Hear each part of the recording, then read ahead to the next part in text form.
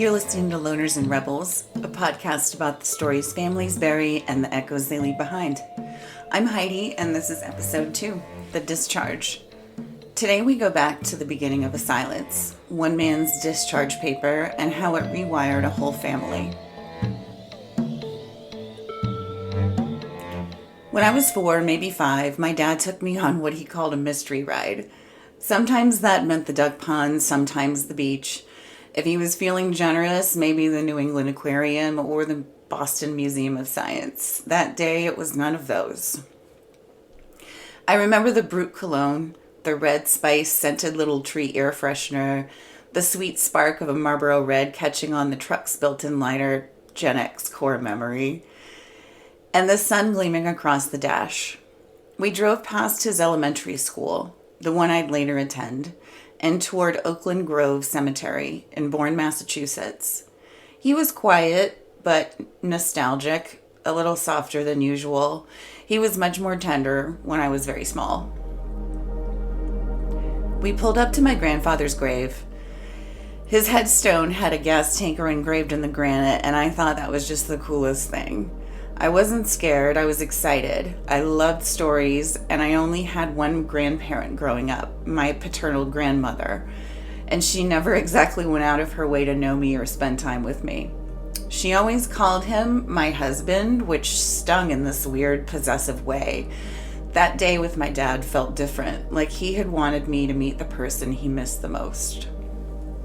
He didn't say much, but I remember the quiet between us felt full. It was like a conversation I wasn't supposed to interrupt.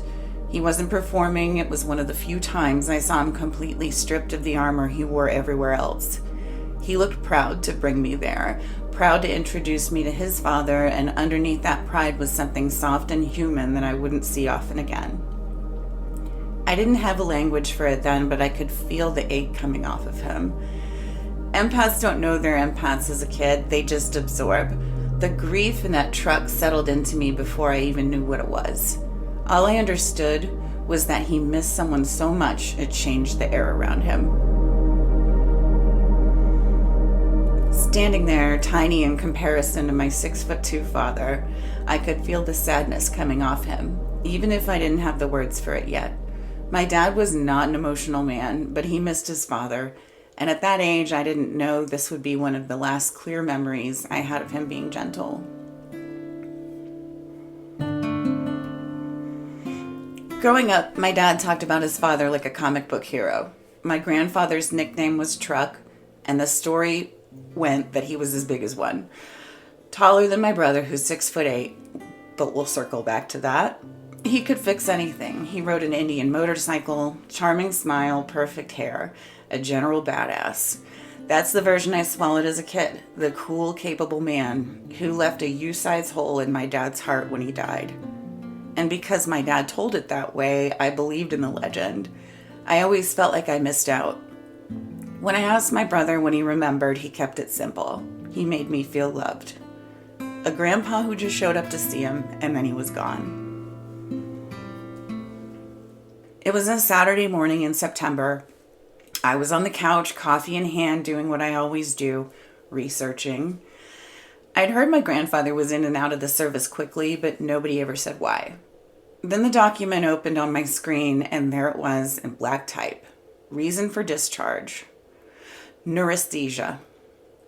I had to look it up. It's an old word, early 20th century catch-all for exhaustion of the nerves, a polite way to say the mind and body had given out.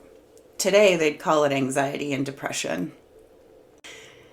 I sat there stunned, mouth open, all the air left the room. Every story I'd ever heard about him, the stature, the toughness, the legend, suddenly looked inflated.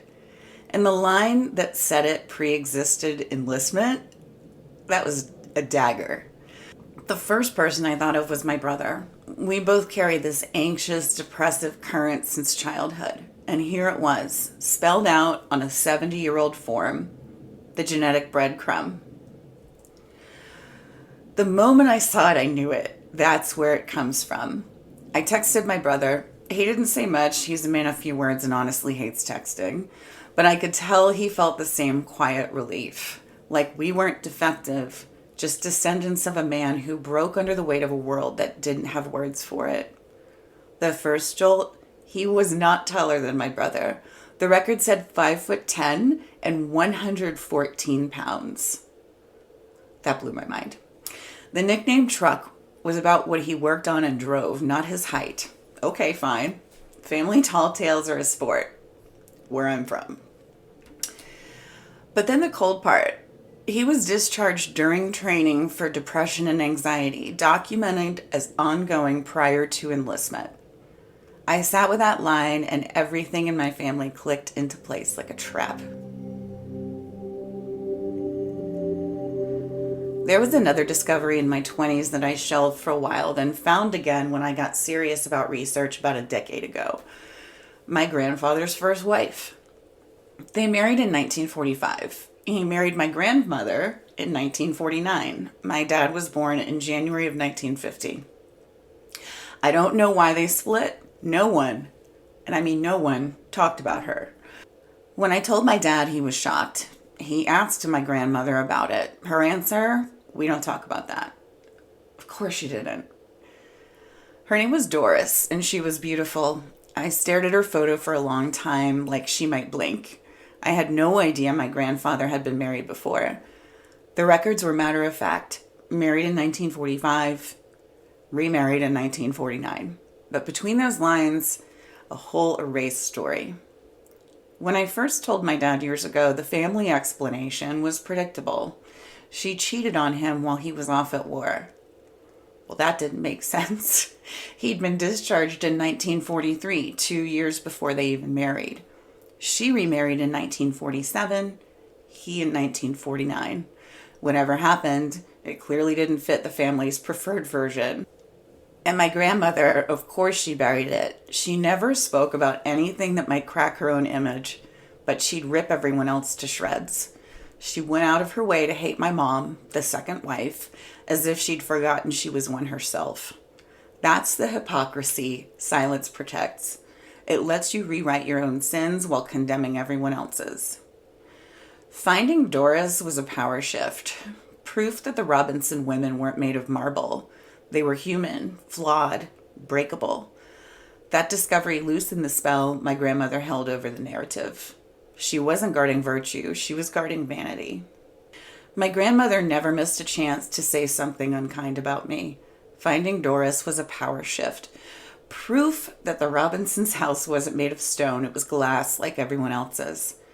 I've always felt a little too high vibrational for that side of the family. I gave them no reason to hate me. They did anyway. And you know what gate keeps hate in place?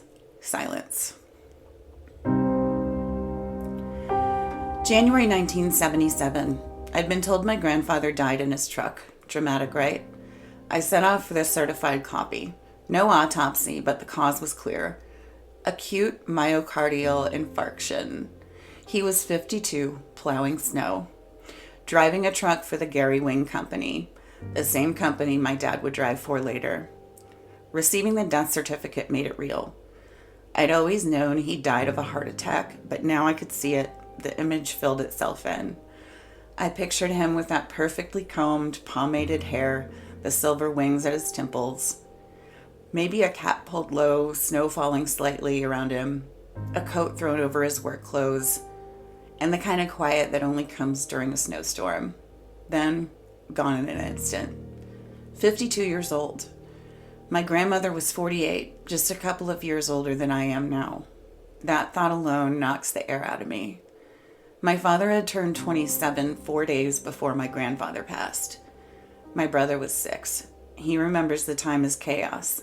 Shocking, disorienting, loud, and then quiet.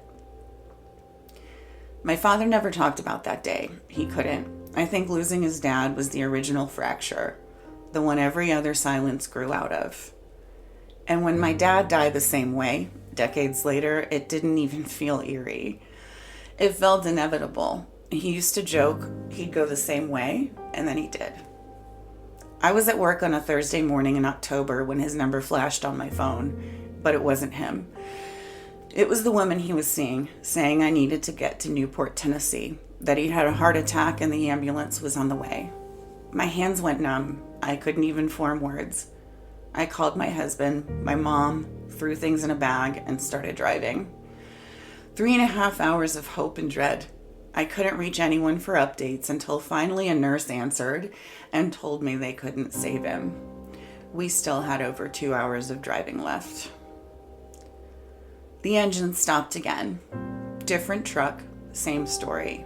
2 men who drove straight through every storm instead of pulling over, never realizing the real breakdown was internal. After Truck died, something in my father broke. That's how my aunt put it. Never the same. The family drifted. Divorces happened. My dad got with my mom. The Robinsons came around sporadically in my childhood, but it was never warm. My brother says he'd ask about our grandfather sometimes, and people would say he'd be proud of you. But nobody filled in the blanks. Nobody sat down and said, here's who he really was. Here's how we're hurting. And distance became the family's default.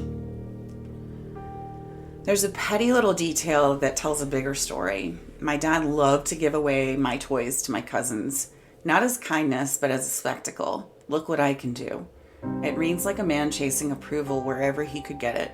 Siblings, new partners, anyone who might mirror strength back to him so he wouldn't feel how hollow he was becoming. He was also much nicer to those he wasn't close with. When I was little, I was the apple of his eye.